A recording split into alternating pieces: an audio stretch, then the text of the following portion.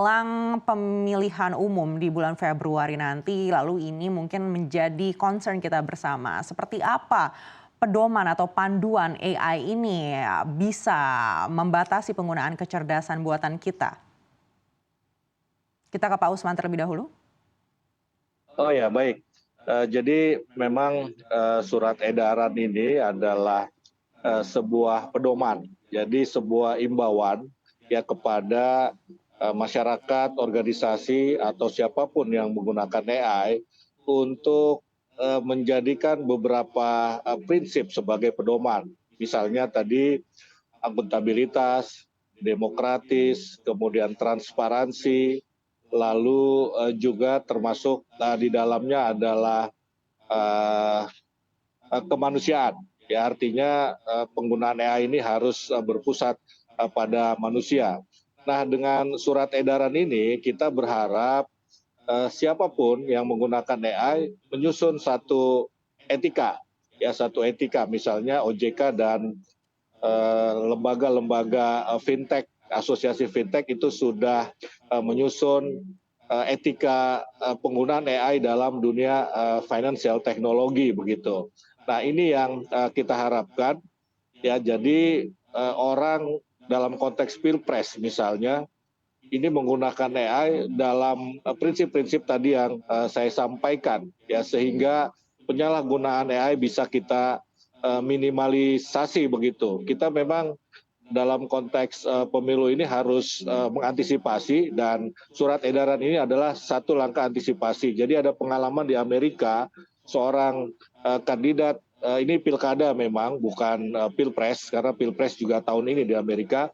Ini dia terkena dampak negatif AI. Jadi dibuatlah satu rekaman audio seolah-olah itu adalah suara si kandidat ya, tetapi pernyataannya memang melenceng dari apa yang mestinya atau biasanya dia sampaikan, sehingga akhirnya dia sendiri kalah begitu misalnya. Nah, ini harus kita antisipasi jangan sampai terjadi di Indonesia. Baik, artinya potensi pemalsuan suara menggunakan AI ini juga mungkin terjadi di saat kita akan melakukan pilpres ini. Ya, bisa saja terjadi ya. Terakhir kasus ini terjadi kan ketika seolah-olah Presiden Jokowi berbicara dalam bahasa Mandarin. Ya, ini juga adalah produk AI yang kita sebut deepfake. Ya, deepfake. Nah, cuma memang dalam beberapa hal penggunaan AI untuk pilpres ini sejauh ini kita lihat positif ya. Misalnya kandidat-kandidat itu membuat fotonya ya dalam bentuk seolah-olah seperti boneka atau seperti eh, ya lukisan-lukisan yang saya kira justru baik. Dia dalam konteks yang positif digunakan ya. Yang dalam konteks negatif kita sejauh ini memang belum menemukan.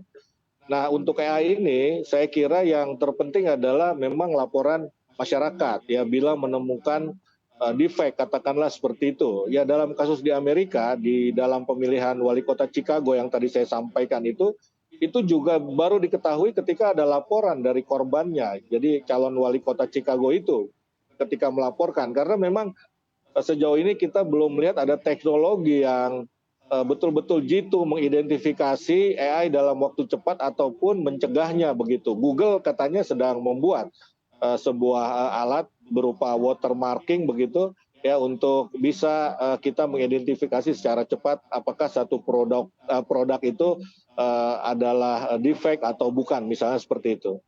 Baik, Pak Usman, kalau menurut Menkominfo, surat edaran ini tidak bersifat mengikat secara hukum. Lalu apakah akan ada sanksi apabila nanti terdapat orang yang menggunakan AI atau menyalahgunakannya untuk kepentingan pilpres? Iya, betul sekali. Memang yang namanya etika itu tidak memaksa secara hukum, tidak mengikat, karena itu bentuknya adalah surat edaran, bentuknya adalah imbauan. Dan etika itu biasanya tidak berlaku universal, tidak berlaku kepada semua orang. Tidak ada prinsip equality before the ethics ya begitu. Yang ada kan equality before the law. Nah, ini etika hanya semacam code of conduct. Jadi eh, panduan perilaku dalam menggunakan AI.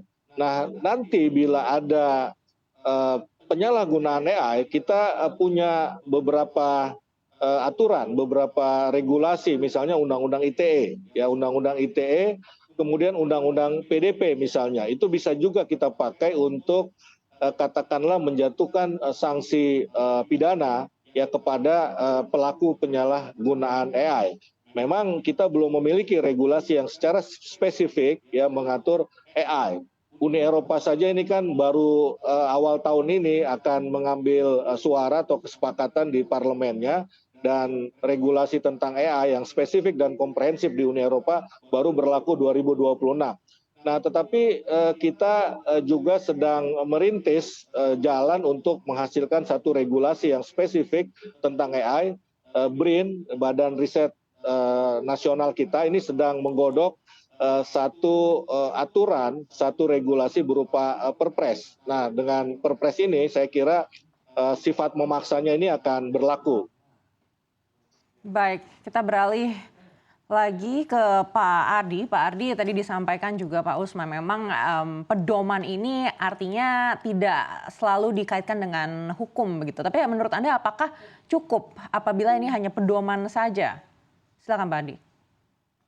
Saya kira ini kita harus sambut ya. Ini satu inisiatif yang harus kita hargai ya. Tapi memang kalau lihat perkembangan teknologi, kita kan selalu tertinggal ya. Regulasi kita tertinggal dengan evolusi ya, perkembangan teknologi yang sangat pesat, sehingga kalau ini hanya bersifat edaran yang mungkin tidak begitu kuat ya, walaupun ada undang-undang nanti yang terkait seperti tadi disampaikan oleh Pak Usman itu terkait dengan TE ya dan PDP. Tapi ini juga tidak juga serta merta membuat masyarakat itu paham bagaimana membedakan produk-produk audio ya dan visual yang hasil pengembangan pemanfaatan teknologi AI, sehingga ya akan sulit mereka membedakan apa ini benar tak, itu asli nggak. Itu kan pertanyaan-pertanyaan itu pasti timbul di kalangan orang banyak, sehingga ini pun juga saya rasa mungkin kita sama-sama di industri ya, Pak Usman, kami dan teman-teman lain yang masih punya pedulian sama Republik ini, mungkin harus membahu bagaimana kita mensosialisasikan ya, karena kami juga, saya kebetulan juga ada di industri fintech dan kita baru selesai tahun lalu ya dengan OJK untuk mengeluarkan ada satu pedoman terkait dengan etika ya, sehingga ini juga saya rasa kewajiban kita bersama untuk mensosialisasikan ya kepada masyarakat mana yang baik, mana yang enggak, ya mana yang enggak boleh. Nah ini hal yang perlu kita lakukan bersama, nggak bisa hanya kita bilang ini tugas pemerintah, ini tugas kita semua dan ini menjadi tanggung jawab kita semua. Baik Pak Ardi, tadi Anda katakan kalau pedoman ini sifatnya kurang kuat begitu. Artinya apakah dibutuhkan memang hukum yang lebih tegas lagi untuk penggunaan AI ini, terutama menjelang Pilpres? Oh jelas, karena tadi juga disampaikan Pak Usman, tidak ada dampak punitif ya, arti dampak hukuman ya kalau memang muncul produk kita. Ini juga terjadi di Amerika. Bahkan di Amerika sendiri tadi kalau kita pakai kasus di Amerika ini kan sudah terjadi berkali-kali ya, dari berapa kali pemilu di sana ya. Bahkan sekarang sudah ada beberapa negara bagian yang punya bill atau act atau aturan etika ya, tapi tidak semuanya berhasil gitu. Nah ini juga perlu jadi pelajaran kita, kira-kira kita mau kemana, dan masyarakat kita terus terang aja kita ini konsumen ya, kita bukan ahli teknologi ya, kita cuma tahunya pakai aja ya, saya istilah satu tekan tombol mikirnya belakangan.